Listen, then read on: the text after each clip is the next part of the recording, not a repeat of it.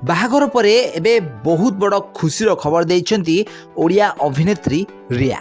ତାହେଲେ ଫ୍ରେଣ୍ଡସ୍, ଆପଣମାନେ ରିୟାଙ୍କ ସିନେମା ତ ନିଶ୍ଚିତ ଭାବରେ ଦେଖିଥିବେ, ସୁନ୍ଦର ଅଭିନୟ ତାଙ୍କର ଆପଣମାନେ ନିଶ୍ଚିତ ଭାବରେ ଦେଖିଥିବେ।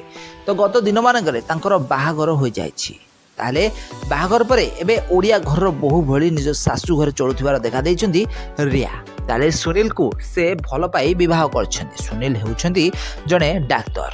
ତାହେଲେ ରିୟା ଓ ସୁନୀଲଙ୍କର ଗୋଟେ ଇଭେଣ୍ଟ ଶୋରେ ଦେଖା ହୋଇଥିଲା। ଆଉ ଏହାପରେ ସେମାନଙ୍କ ମଧ୍ୟରେ ପ୍ରେମ ସମ୍ପର୍କ ବଢ଼ି ଉଠିଥିଲା। ଆଉ ଶେଷରେ ଦୁହିଁଙ୍କ ମଧ୍ୟରେ ବିବାହ ହୋଇଯାଇଛି। ତ ରିୟାଙ୍କ ବାହାଘରକୁ ଏବେ ପ୍ରାୟ 1.5 ବର୍ଷରୁ ଅଧିକ ସମୟ ହୋଇଗଲାଣି। ଆଉ ଏହାରି ମଧ୍ୟରେ ରିୟା ନିଜ ଶାଶୁ ଘରେ ଗୋଟିଏ ଓଡ଼ିଆ ଘରର ବୋହୂ ଭଳି ଚଳୁଥିବାର ଦେଖାଦେଇଛନ୍ତି। ତାହେଲେ ବାହାଘର ପରେ ରିୟା ଓଲିଉଡ୍ ଇଣ୍ଡଷ୍ଟ୍ରିରେ ଆଉ ହିରୋଇନ୍ ଭାବରେ ଅଭିନୟ କରିଥିବାର ନଜର ଆସିନାହାନ୍ତି, କିନ୍ତୁ କିଛି ଆଇଟମ୍ ଗୀତରେ ନାଚି ସେ ଓଡ଼ିଶାର ଲୋକମାନଙ୍କ ମନକୁ ଜିତିବାରେ ସଫଳ ହୋଇପାରିଛନ୍ତି।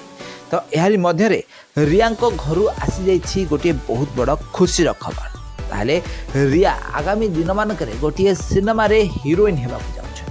ଆଗାମୀ ଦିନମାନଙ୍କରେ ତାଙ୍କୁ ସିନେମାରେ ଅଭିନୟ କରିବାର ସୁଯୋଗ ମିଳିଛି। ତ ଏହି କାରଣରୁ ରିୟା ଓ ତାଙ୍କ ପରିବାର ଲୋକମାନେ ବହୁତ ଖୁସି ଥିବାର ଦେଖାଦେଇଛନ୍ତି। ତାହେଲେ ଆପଣମାନେ ରିୟାଙ୍କୁ ତ ବେଶ ଭଲ ଭାବରେ ଜାଣିଥିବେ। ରିୟାଙ୍କର ବହୁତ ସାରା ସିନେମା ବି ଆପଣମାନେ ନିଶ୍ଚିତ ଭାବରେ ଦେଖିଥିବେ। ତ ଫ୍ରେଣ୍ଡସ୍, ଆପଣମାନଙ୍କୁ ରିୟା କେମିତି ଲାଗନ୍ତି, ତାଙ୍କ ଅଭିନୟ ଆପଣମାନଙ୍କୁ କେମିତି ଲାଗେ, ଆମକୁ କମେଣ୍ଟ ମାଧ୍ୟମରେ ନିଶ୍ଚିତ ଭାବରେ କମେଣ୍ଟ କରନ୍ତୁ।